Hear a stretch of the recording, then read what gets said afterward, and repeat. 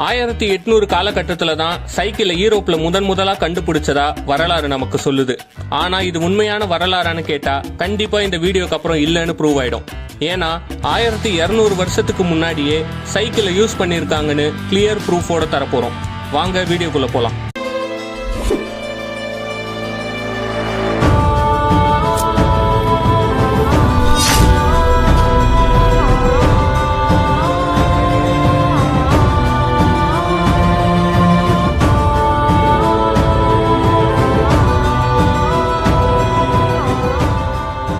வீடியோக்குள்ளே போகிறதுக்கு முன்னாடி this video sponsored by genreviews.online. இந்த genreviews.onlineல உங்களால் டாப் அண்ட் லேட்டஸ்ட் ரிவ்யூஸை எல்லா ப்ராடக்ட்டுக்குமே பார்த்துக்க முடியும். ஸோ நீங்கள் ஒரு ப்ராடக்ட் பை பண்ணணும் அப்படின்னு நினைக்கிறீங்க அப்படின்னா genreviews.online இந்த வெப்சைட்டில் வந்து ஒன்ஸ் அந்த ப்ராடக்ட்டோட ரிவ்யூஸ் எல்லாத்தையுமே விசிட் பண்ணி பார்த்துட்டு அதுக்கப்புறமா அந்த ப்ராடக்ட்டை நீங்கள் பை பண்ணும்போது உங்களால் ஒரு வேல்யூபிள் ப்ராடக்ட்டை பை பண்ண முடியும். சரிங்களா? ஸோ லிங்க் கீழே டிஸ்கிரிப்ஷனில் இருக்குது, மறக்காமல் கிளிக் பண்ணி எந்த ப்ராடக்ட் வாங்க போகிறீங்களோ அந்த ப்ராடக்ட்டுக்கான ரிவ்யூஸ் எப்படி இருக்குது அப்படிங்கிறத பார்த்து தெரிஞ்சுக்கிட்டு அப்புறமா பை பண்ணிக்கோ.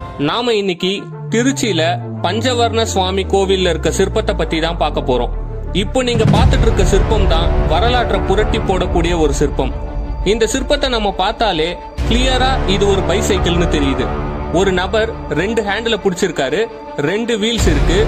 இன்னும் கொஞ்சம் நல்லா கவனிச்சோம்னா அவரோட ஒரு கால் பெடல்ல இருக்கிறது கூட தெரியும். அந்த நபர் வேற்று நாட்டவரான்னு கேட்டா கண்டிப்பா இல்ல.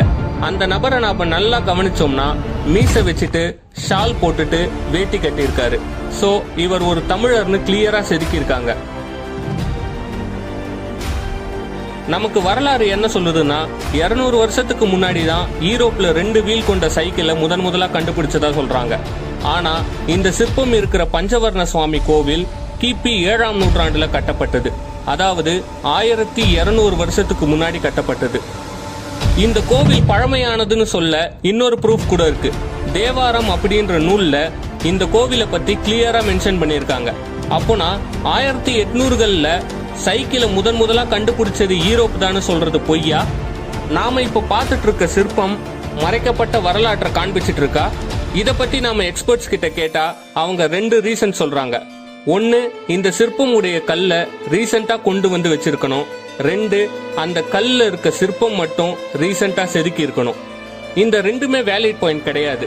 ஏன்னா அந்த கல்லு இருக்க சிற்பம் ஏற்கனவே அங்க இருந்தது கிளியரா தெரியுது. இது கண்டிப்பா இந்த கோவில செஞ்சப்போ இருந்த சிற்பம் தானு பார்த்தாலே தெரியும். அப்படி இருக்கப்போ விடை தெரியாத கேள்விகளை நாம கேட்கும் போது எக்ஸ்பர்ட்ஸ் இப்படி போய் சொல்றது வழக்கம். சைக்கிள் 1200 வருஷத்துக்கு முன்னாடி யூஸ் பண்ணாங்கன்னு இதை விட ஒரு கிளியர் ப்ரூஃப் யாராலுமே காமிக்க முடியாது. இன்னொரு தியரி என்ன சொல்லுதுன்னா அந்த காலத்து மனிதர்களுக்கு உடல் பிளெக்சிபிலிட்டி இருக்காது. சோ அவங்களால சைக்கிளை கண்டுபிடிச்சிருக்க முடியாதுன்னு சொல்லுது. ஏன்னா சைக்கிள் ஓட்ட இடுப்போட பேலன்ஸ் ரொம்ப அவசியம். அந்த காலத்து மக்கள் கிட்ட அந்த பேலன்ஸ் இல்லாததுனால சைக்கிளை கண்டுபிடிச்சிருக்க வாய்ப்பே இல்லைன்னு சொல்றாங்க. ஆனா இந்த வரலாறும் தவறு. இப்போ நீங்க பார்த்துட்டு இருக்க சிற்பங்களை பார்த்தாலே உங்களுக்கு தெரியும் அந்த காலத்து மனிதர்கள் எவ்வளவு பிளெக்சிபிளா இருந்திருக்காங்கன்னு. இப்போதான் நாம ஜிம்னாஸ்டிக்ஸ்னு ஒரு கலை கொண்டு வந்து உடலை எப்படி வேணா வளைக்க பிராக்டிஸ் பண்றோம். ஆனா அந்த காலத்துல இது ஒரு வாழ்வியல் முறையாவே கடைபிடிச்சிருக்காங்க. தமிழர்களோட ஓக கலை தான் இன்னைக்கு யோகாவா மாறி நிக்குது. சரி, நாம கன்க்ளூஷன் வரலாம். 1800கள்ல தான் யூரோப்ல சைக்கிள்ஸ் முதலா கண்டுபிடிச்சாங்கன்னு சொல்றது பொய்யா? இந்த சிற்பத்துல இருக்கிறது சைக்கிள் தானா, இல்லனா நாம சைக்கிள்னு நினைச்சிட்டு இருக்கோமா? அப்படி இந்த சிற்பத்துல இருக்கிறது சைக்கிள் தானா வரலாறு மாற்றி எழுதப்பட வேண்டுமா? வரலாறு மாறுமா? தமிழன் தான் முதலா சைக்கிளை கண்டுபிடிச்சான்னு நம்ம வரலாற்று புத்தகத்தில் இடம்பெறுமா? அனைத்து கேள்விகளுக்கும் விடை கூற ஒருவர் உண்டு, காலம் மட்டும்தான்.